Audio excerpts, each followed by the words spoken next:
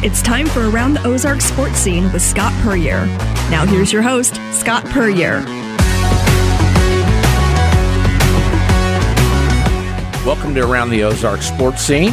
Pleasure to have you with us. Hope everyone had a very happy holidays time and ready to get back at it now in 2024. We had a great break during the Christmas and New Year's time there and ready to get rolling with a full year of great ATO sports scene guests. And we'll visit with our latest one here in just a few minutes. But as always, we kind of start out our podcast with our three things to watch this week, including the weekend, and we'll kind of spill over into early next week. But number one, a little bit of Missouri State Bears basketball. Of course, the Bears had a very impressive road win out in California at St. Mary's right before Christmas, a place they had struggled in the past. And after that break, they're now back at it.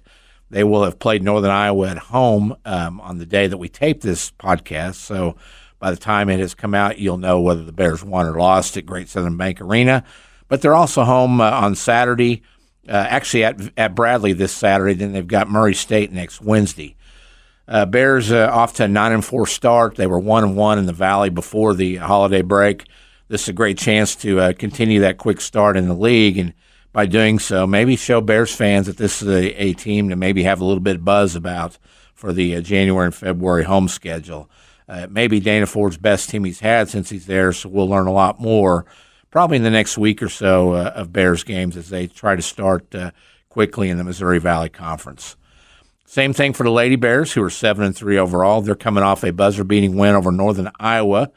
Mount Vernon product Lacey Stokes dropping in the game winner right before the horn for a 54-52 triumph. The Lady Bears are now 6-0 at home. They'll try to push that to 8-0 with games at Great Southern Bank Arena versus Valparaiso on Thursday and Illinois Chicago on Saturday. So get out and check out Beth Cunningham's Lady Bears this week. And finally, the NCAA football championship game is now set. We'll have a Michigan versus Washington battle in the title game. Both those teams survived thrilling semifinal games on Monday night to reach the finals, and it should be a great tug-of-war game between a very swarming and effective Michigan defense against a high-octane Washington offense. So looking forward to seeing that matchup on Monday night in the football national championship game. I'll go with Michigan in that one for the win because, as they say, defense wins championships. Our guest today is the first-year head coach of the Kickapoo Lady Chiefs. She led her squad to a pink and white championship last weekend when Kickapoo defeated Fort Smith Northside 57-47 for the pink division title at the O'Reilly Family Event Center on the Drury campus. Pleasure to have on the line with us Coach Leslie Hanchey. Leslie, how you doing? Hey, I'm good. Thanks for having me on. You betcha. Yeah, big weekend for you right before New Year's. You got 27 points out of Michaela Pilley, the junior who's really off to a great start this year.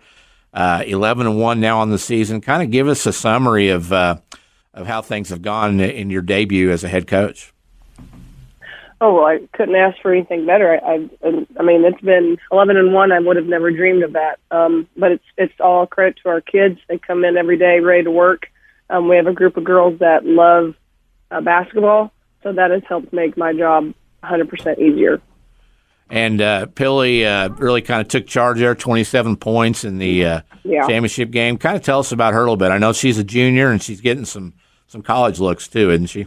Yeah, she is one of those kids that wants to constantly get better every single day. She wants to watch film to figure out, what she needs to do better. She's going, getting extra shots up on her own, having me open up the gym for her.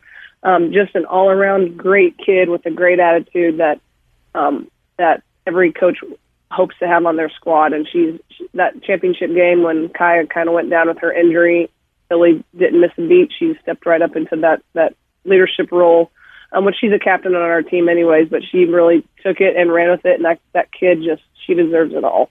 Yeah. Tell us about some of the other kids, some of their strengths and that have helped you guys get off to the 11-1 start. Sure. So we've got a bunch of different kids that can do different things. We have Kai Johnson, who's our point guard. She's a senior this year. She's going on to play volleyball at Missouri State next year, but basketball has been her thing since she was a kid. She's the one that is our best defender, our best communicator, Pilly, like we just talked about, she's one of our better scorers, but Pilly's also a really great defender. That's kind of something that doesn't get talked about enough. When we played Fair Grove, she got 2 charges. I think she had 3 charges total in that game against Fair Grove, and 2 of those fouled out 2 of their better kids.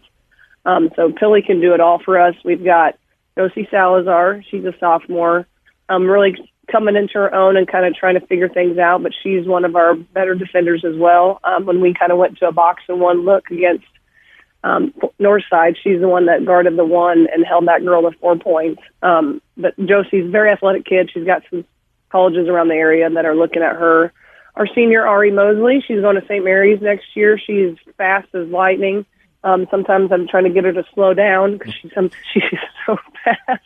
But we have so many different kids at any given time that can do things for us, and I think that's why we've been so successful, is because if Kaya goes down, we have other kids that can step up. If one kid's not scoring very well, we have other kids that can score. Michaela Smith is another one. She's a junior that has really taken off for us. She's one of our deep ball threats. They all do it all at any given time. I spent a lot of time around Steve Hesser, over at Drury when I was there for 11 years, and I always remember Coach Hesser talking about first-year coaches that, they say, well, he or she's never called a timeout yet. And, moving over that one chair can be a big difference. What's been the biggest thing for you to adjust to as a first-year head coach after 15 years as an assistant there at Kickapoo? The biggest adjustment probably would be just what you just said, just like the decisions at the end of the day are mine that I've got to figure out. And luckily I have a great assistant with Kayla Daniels. She was, the JV coach, and she's just moved up to kind of what my role was last year. And we communicate really well, and we bounce things off of each other nonstop on the bench. But it's just kind of figuring out, like you said, when to call a timeout, when to kind of let them play, any sort of in-game adjustments, which – Jim Pendergrass today, I can't stress this enough, how much he helped me get to this point. It has been a very easy transition because those last 3 or 4 years, he was having me run timeouts and having me, make adjustments during the game, and then just being able to verbalize that to the girls during the game, I think has probably been one of the biggest changes. So is Kayla planning on 2039 for her time to get the Kickapoo job now? I told her she better never ever leave me. One thing about that job, people that get it don't leave for very long, do they? Yeah. I think it was Schubel, and then it was Coach Phillips, and then Pendergrass. You're the fourth one in history in that position. It's crazy. So, yeah, what a whirlwind 2023 was for you to go from associate head coach to running your alma mater's program after announcement in July. You'd spent many years there with Pendergrass and of course, Coach Phillips before that. Did you see the Pendergrass decision coming? Were you prepped at all for it, or was it just kind of you got a call one day and it's like, hey, I'm leaving, it's open? It was a conversation that was had after a team camp game, and I totally understood what his reasoning behind it. It was, for his family and to kind of set himself up in terms of once he retires from teaching. But I thought I had 2 more years with him, but this situation kind of came, and he had to do it what was best for him and his family. So it took me by surprise, but I totally understood it and had to kind of deal with it from there. It almost kind of felt like you kind of had to mourn the loss of somebody because we've been together for so long, for 16 years together on the bench, and then he was my coach when I was at Kickapoo. He was Coach Phillips' assistant, so I've known Jim over half my life. So to kind of have that change happen, it took some soul searching and lots of prayer, and definitely felt like you just kind of had to mourn that loss for a little bit. But we still talk every few days, and he still keeps in touch and sends me texts, and so it was a shock, that's for sure.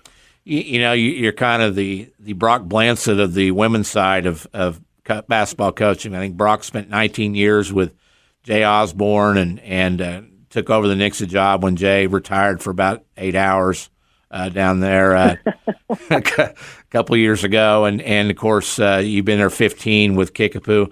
Were there opportunities? Were there things that were tempting to you to leave, or you just kind of said I'm a Kickapoo Lady Chief? I'm the Kickapoo Lady Chief. There were a few times where I had been approached and had been asked, hey, do you ever want to, and even before they could finish their sentence, I was like, nope, I'm not going anywhere else. This is the only school I'd ever had any aspirations to coach for, and had no intentions of ever going anywhere else. Well, you are a 2005 Kickapoo grad. You played on some okay teams back when you were there. You guys only went 112-7 in 4 years, lost 7 games. State championships in 2003 and 2005. How has the game of girls' high school basketball and women's basketball in general changed since your playing days? What can you notice about that? I think the pace is a lot faster. Back when I played, we had a lot of sets, like you're going to run this set, and then if that doesn't work, you're going to run this set. In this day and age, we don't do a whole lot of sets. It's a lot of continuity stuff, where you have to read your defender and kind of figure out how you're going to score, which girls love. I think girls love being able to just go, go, go. At least this group that I have does. They want to play fast. And I think the physicality of the game has changed, which I love. It was pretty physical back when I played, against Amanda Newton and the Newton sisters and Republic and all those other, big-time names. But I think just in terms of the physicality and just, I'm going to score on you and do whatever I need to do, I think that mentality has kind of gotten more intense as the years have gone on. But it's made women's basketball a lot more fun to watch. How would you describe Leslie Hanchey, the player back then? What was your role with Kickapoo on those teams? Because they had other girls that really liked to score, didn't they? Oh, yeah, I was the definition of a true blue role player, and I loved my role. I knew that I didn't need to score, and I knew that we had Molly Carter, Greta Wiersch, Heather Ezel. Anybody that I did not need to score, so my role was strictly rebounding and defending and doing all those things that don't necessarily get put on paper, and I love that role because, everybody's got a role on a team, and if you can perfect that, it's scary what can happen. Do you have a Leslie Hanchey on this team, this Kickapoo team? Yeah, I think we've got Allison Scott kind of reminds me a lot of me. She starts for us this year. She's a junior. There was times where she's had to guard the best player on the other team. There's been times where I've just needed her to rebound and defend, and she's done those for us. And whatever I've asked her to do, she's going to do it no matter what. And, yeah, she reminds me a lot of me back in the day. You spent a lot of time. We were talking about the people you were around. And, of course, Sue Schubel was there 28 years. She retired after your 8th grade year. I guess she didn't want any part of Leslie Hanchey, apparently. I'm done with this. But no. But Schubel for 28 years and 3 state championships there. Then Coach Phillips came in and won a couple more, before her passing. And then Jim Pendergrass wins one in 2016. So you said Schubel still comes to games. You went to her camps all that time. Yeah. When I think of Schubel, I think of a winner but had fun. Her teams, when I covered them back in the 90s, it was almost like it was an MTV show before they had those shows, of Punk'd and things like that. But what did you take away from maybe each of those coaches that you were around that you kind of incorporate into your game now? Well, Coach Schubel's 3 things that she always told her kids was do it together, play hard, do it together, and have fun. Those were her 3 things, and she told me that even when I was an assistant. And anytime she comes to games, which she's been to several of our games, she comes over and sees me on the bench, and those are the 3 things she tells me every single time. Do it together, play hard, have fun.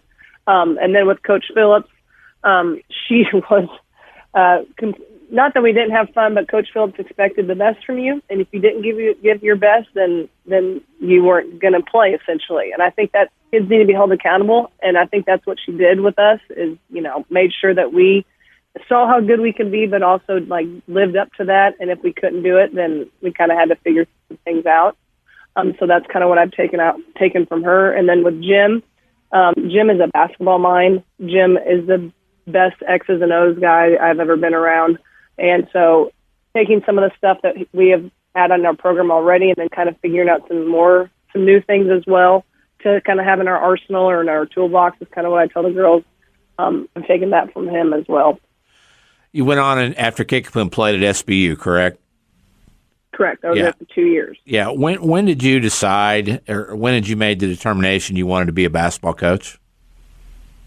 Well, so I was at SBU for 2 years, and after that second year, I was just I wasn't having it was just kind of a struggle a little bit, and it kind of just ended up being Coach Phillips got diagnosed that summer, I think is what it was, of after my sophomore year, and she called me and she called Greta Weirs, and she said, hey, I need some extra help. Will you guys come back and help basically be a manager is what I thought it would be. Just need some help for anything that I may need. And absolutely, I was like, yes, absolutely. So that kind of was like a sign for me that I needed to walk away from college basketball and go help her. And then I was actually going to be going into nursing school. And after about 2 weeks with her at Kickapoo, I was like, this is it. This is what I want to do. And so she at first was like, no, don't do it. Like, you'll never make any money.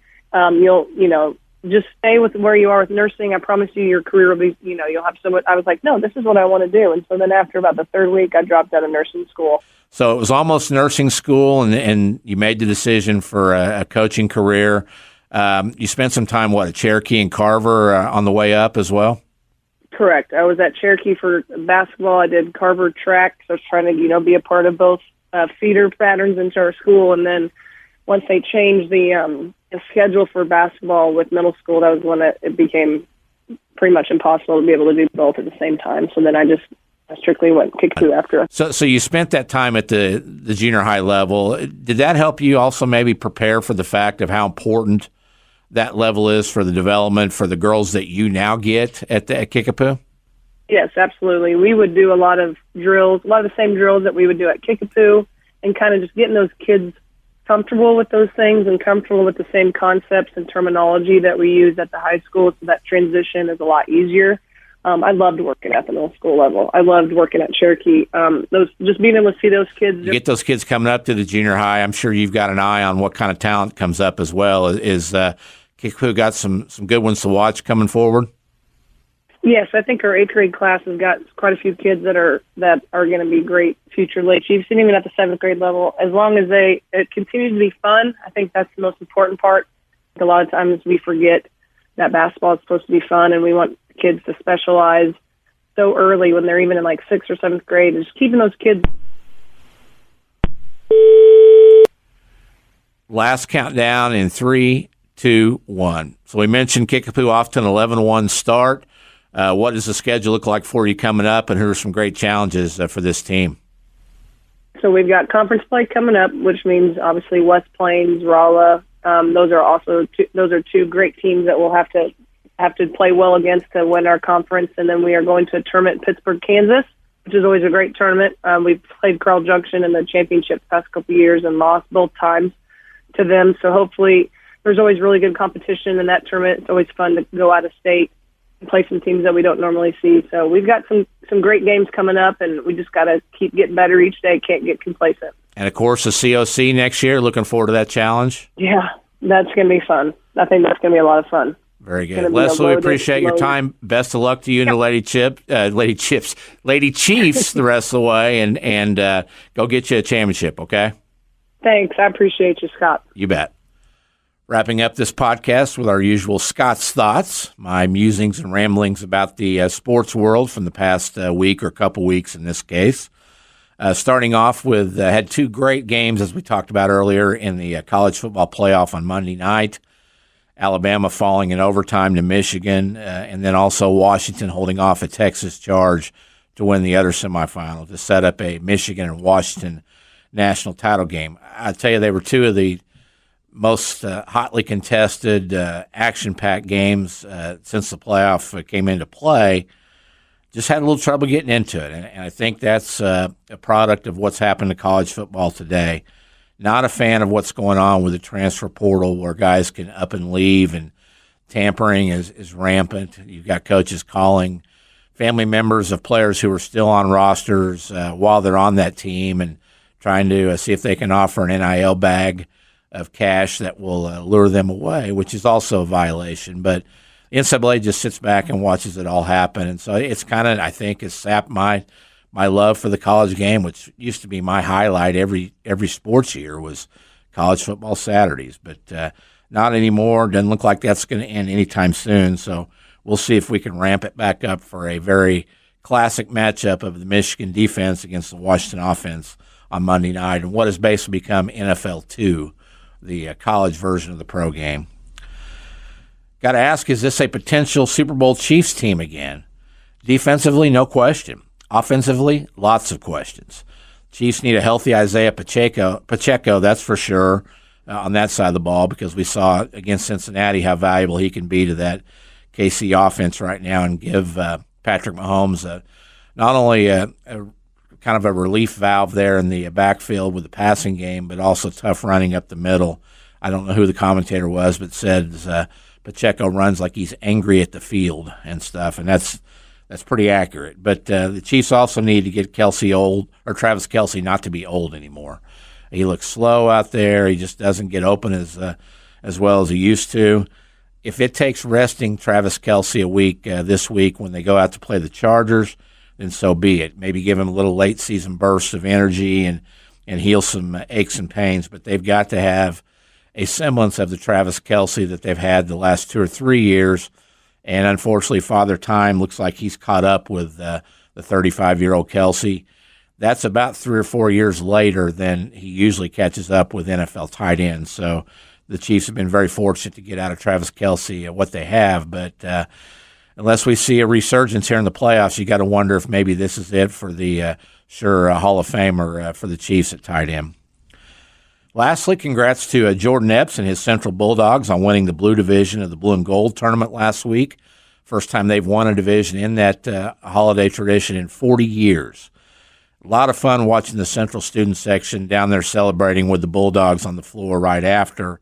Of course, a big credit to the Central students who came out, because they were the only school with a student section on finals night between them, Glendale, Nixa, and Republic. So kudos to Central for showing up and showing out, and just a lot of fun to see a program and that hasn't had a lot of reason to celebrate until Epps took over here to get a chance to do so there.